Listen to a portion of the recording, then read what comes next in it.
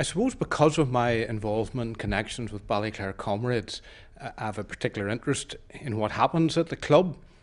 So my interest was aroused in the autumn when the UK Sports Chaplaincy organisation, with which I have some links, flagged up something I knew about, I suppose, already, that at the first Christmas of the First World War, a truce took place for a day or two.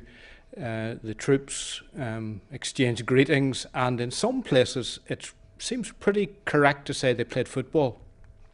So the chaplaincy organisation thought there was a possibility of football clubs, churches getting together to do something around this theme. And it struck me very forcibly that because the Ballyclare comrades have their roots and their origins at the end of the First World War, they're called the Comrades because they were formed out of the old Comrades Association. I thought it was perfectly, it was unavoidable that the Comrades should do something. They were the most obvious club in Britain to do it.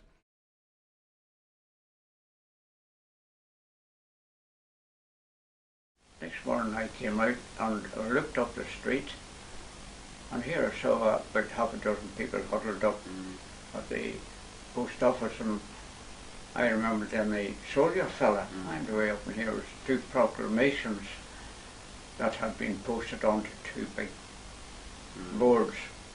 One was a declaration of war against Germany, and the other one was one calling up all the men who were on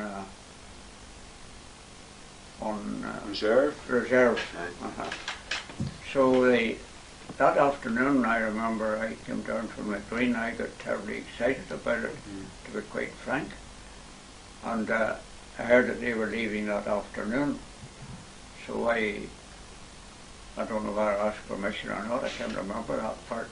But I got down into the town in time to see them going out of the station here. It's about 4:20. I think it's the same out in those days. I think there were 21 of them on the way that day. So I spoke to the comrades, and they were very keen on the idea. They saw it as something that was very much part of their history and part of their ethos. Because our church then has a link with a German church, and Newton Abbey as a borough is linked with the town in which that church is situated, I spoke to some of the folk who had the connections with Dorsten in Germany, and they were very enthusiastic. And it emerged that the mayor of Dorsten was keen to send some footballers across. He was keen to come himself. He's a new mayor, so this would be his first visit to Newton Abbey.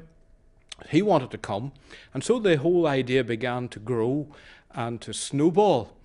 And it's beginning to build into an event which I think will be really quite significant. We're going to reenact a little bit of the First World War Truce.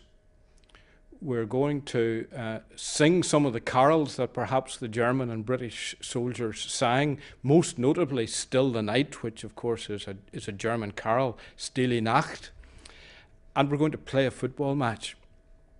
So it's a good event for the community, for the football club. From my point of view, it's also an opportunity to say, look, Christmas, whether it's 1914 or 2014, has a message. And I hope to be able to share that message in a way that is appropriate to the kind of event we're having. So we're looking forward to it. So the whole event is taking shape. The jigsaw is coming together, and all is set to go on Saturday, the 20th of December, 2 o'clock, Dixon Park, the home of Ballyclare comrades. And we hope that it'll be an event that will really catch the imagination of our community.